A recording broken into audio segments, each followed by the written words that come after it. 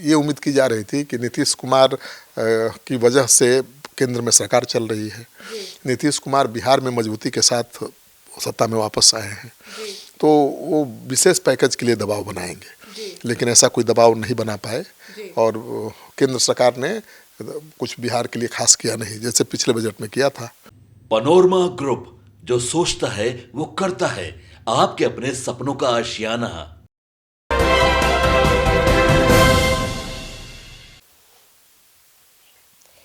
Budget में बिहार को क्या मिला? गंगा किनारे डेवलप होंगे बाजार, बनेगी हाई स्पीड कॉरिडोर। नमस्कार, आप देख रहे हैं सिटी पोस्ट लाइव, मैं हूं सृष्टि राज। केंद्रीय बजट 2026-27 में बिहार के लिए किसी विशेष पैकेज का ऐलान नहीं हुआ है, लेकिन कई घोषणाएं ऐसी हैं जिसमें लंबे समय तक राज्य को लाभ मिलेगा। अब गंगा नदी के किनारे बाजार डेवलप होंगे, हाई स्पीड कॉरिडोर बनेगा, राज्य को इंफ्रास्ट्रक्चर, गंगा आधारित अर्थव्यवस्था, शहरों के विकास, ग्रामीण रोजगार और राज्यों को मिलने वाली हिस्सेदारी के जरिए 1.40 लाख करोड़ रुपए मिलने वाले हैं। अब मोदी सरकार के इस बजट में बिहार के लिए और क्या क्या है, इसके ऊपर विस्तार से जानकारी देने के लिए हमारे साथ मौजूद हैं chief editor Shrikant Pratyush sir, और क्या क्या मिलने वाला है? देखिए, इस बार का बजट वाकई उतना अट्रैक्टिव नहीं है जितना आम लोग चाहते हैं, क्योंकि बजट पर तो लोगों की नज़र गड़ी रहती है कि भाई क्या बड़ा ऐलान होने वाला है। तो आयकर सीमा को लेकर कोई परिवर्तन नहीं हुआ है, कोई बड़ा फैसला नहीं हुआ है।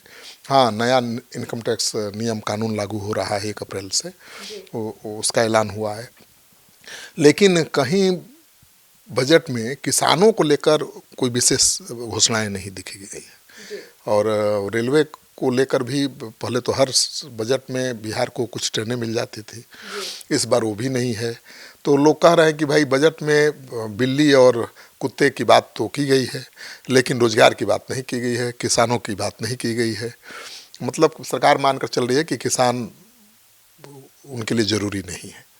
तो विपक्ष का ये आरोप है, लेकिन आप ध्यान से देखेंगी तो बजट में inland water way, freight corridor और लॉजिस्टिक सुधारों से जुड़ी बड़ी घोषणाएं की गई हैं और इनका बिहार पर असर पड़ेगा, बिहार को इसका फायदा मिलेगा।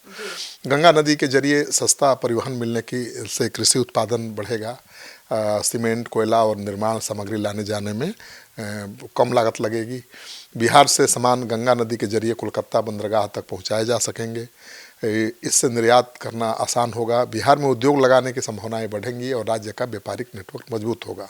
और सबसे बड़ी बात है कि यहाँ पर आपने देखा है कि शिप रिपेयरिंग सेंटर खोला जा रहा है, मतलब पानी की जो जहाज़ है उसकी रिपेयरिंग का फैक्ट्री खोला जाएगा।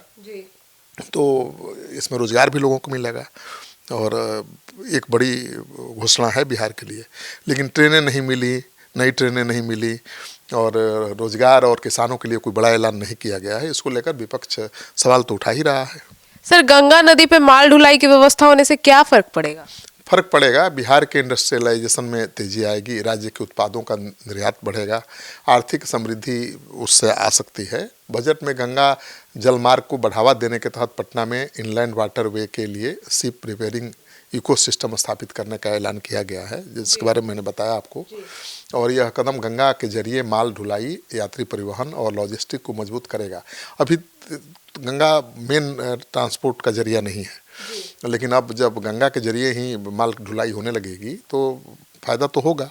अभी तक इनलैंड शिपिंग के लिए मरम्मत और मेंटेनेंस की सुविधाएं सीमित हैं, जिससे लागत बढ़ती है। लेकिन पटना में जब ये सेंटर बन जाएगा तो पटना में यह इकोसिस्टम बनने से जहाज़ों की मरम्मत, spare parts, technical service, supply chain विकसित होगी और इसका सीधा फायदा पटना, भोजपुर, बेगूसराय, मुंगेर, भागलपुर जैसे गंगा किनारे के शहरों को मिलेगा।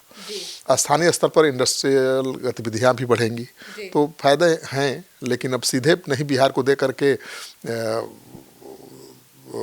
घुमा कर दिया गया है, इससे पता नहीं चल रहा। सर, तो Varanasi Siliguri high speed rail corridor से बिहार को क्या फायदा होगा?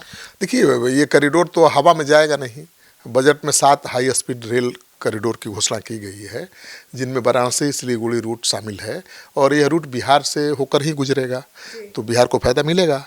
बक्सर, आरा, पटना, किशनगंज जिलों के लाखों लोग रोजगार, व्यापार और शिक्षा के लिए इसी रूट का इस्तेमाल करते हैं, तो बिहार के लोगों के लिए पूर्वोत्तर के राज्यों तक तेज कनेक्टिविटी मिलेगी। राज्य के लाखों लोग असम और नॉर्थ ईस्ट के दूसरे राज्यों में रोजगार के लिए जाते हैं, तो वाराणसी जाने में भी लगने वाला समय घटेगा, तो फायदा होगा। भले उसमें बिहार का नाम नहीं जुड़ा हुआ है, लेकिन वो कॉरिडोर बनारस से शुरू होकर बिहार होते हुए ही बंगाल जाएगा ना, तो उसका फायदा मिलेगा। सर, तो कहा जा रहा है कि अब बिहार के 8 शहरों को विकास मिलेगा और तेजी से विकास बढ़ेगा। बजट में देखिए 2 टियर और 3 टियर के शहरों को के लिए बड़े ऐलान किए गए हैं। इन शहरों को विकसित करने के लिए विशेष योजना की घोषणा की गई है। पटना, मुजफ्फरपुर, गया समेत बिहार के 8 शहर ऐसे हैं जो इस कैटेगरी में आते हैं। हर CER को 5 साल में 5,000 करोड़ रुपए तक की सहायता दी जाएगी। तो यह मॉडल शहरों को आसपास ग्रामीण इलाकों से जोड़कर रोजगार और निवेश का क्लस्टर तैयार करने में मदद करेगा। बिहार के पटना, गया, भागलपुर, मुजफ्फरपुर जैसे शहर इस योजना के दायरे में आएंगे और यहाँ हाउसिंग, ट्रांसपोर्ट, इंडस्ट्रियल एरिया और सर्विस सेक्टर को बढ़ावा मिल सकता है। राज्य के लोगों को अपने पास के शहर में ही काम करने का मौका मिलेगा और रोजगार के लिए पलायन नहीं करना पड़ेगा। तो ये तो बड़ा मुद्दा था ही बिहार सरकार का, पलायन, रोजगार। सर, तो बिहार को इस बजट में 1.4 लाख करोड़ रुपए मिलने का दावा कैसे किया गया है? 1,40,000 करोड़ रुपए मिलने का दावा ऐसा हवा में नहीं किया गया है। 16वें वित्त आयोग की सिफारिशों को लागू करते हुए केंद्र सरकार ने राज्यों को टैक्स का 41% हिस्सा देने का प्रावधान बरकरार रखा है, उसमें कोई बदलाव नहीं किया है और बिहार की हिस्सेदारी बढ़ी है। वित्त वर्ष 2026-27 में बिहार को केंद्र सरकार द्वारा टैक्स के रूप में वसूली गई राशि में से 1,40,000 करोड़ रुपए दिए गए हैं और बिहार जैसे कम राजस्व वाले राज्य के लिए यह बेहद महत्वपूर्ण बात है। बिहार सरकार अपनी बड़ी योजनाएं चलाने के लिए केंद्र से मिलने वाली मदद पर पूरी तरह से निर्भर है। केंद्र की मदद से राज्य सरकार शिक्षा, स्वास्थ्य, सड़क, ग्रामीण विकास जैसी बुनियादी जरूरतों को पूरा करेगी, तो ये बड़ी मदद है। तो सर, पंचायत और नगर निकायों को सीधा फंड मिलने वाला है? बिल्कुल, बजट में वित्त आयोग अनुदान के तहत पंचायतों को, नगर निकायों को और आपदा प्रबंधन के लिए सीधा फंड देने का प्रावधान किया गया है। बिहार के पंचायतों और नगर निकायों को सीधे केंद्र सरकार से पैसा मिलेगा और यह पानी सप्लाई, सफाई, सड़क, स्ट्रीट लाइट, ड्रेनेज जैसी स्थानीय जरूरतों को पूरा करने के लिए खर्च होगा। इस फंड से विकास के काम होंगे और बजट में MSME सेक्टर को मजबूती देने के लिए 10,000 करोड़ रुपए का ग्रोथ फंड घोषित किया गया है। साथ ही TREDS प्लेटफॉर्म को अनिवार्य बनाकर छोटे उद्योगों को समय पर भुगतान तय करने की घोषणा की गई है, तो फायदा होगा। सर, तो ग्रामीण रोजगार और स्किलिंग पर भी ध्यान दिया गया है? बिल्कुल, बजट में ग्रामीण रोजगार, स्किल डेवलपमेंट और प्रोफेशनल सपोर्ट मॉडल को बढ़ावा दिया गया है और मुझे लगता है कि कॉरपोरेट मित्र जैसे मॉडल टियर 2 और टियर 3 के शहरों में पेशेवर सेवाएं उपलब्ध कराएंगे और बिहार की 3/4 से अधिक आबादी गांव में रहती है, तो पता है आपको।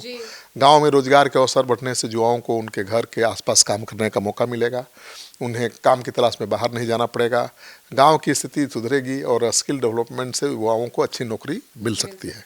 बजट में बिहार को कोई तत्कालिक बड़ा पैकेज नहीं मिला है जैसा कि उम्मीद किया जा रहा था, लेकिन इंफ्रास्ट्रक्चर, टैक्स, हिस्सेदारी, शहरी ग्रामीण फंडिंग और रोजगार योजनाओं के लिए ऐलान किया गया है, उसका फ़ायदा बिहार को भी मिलेगा।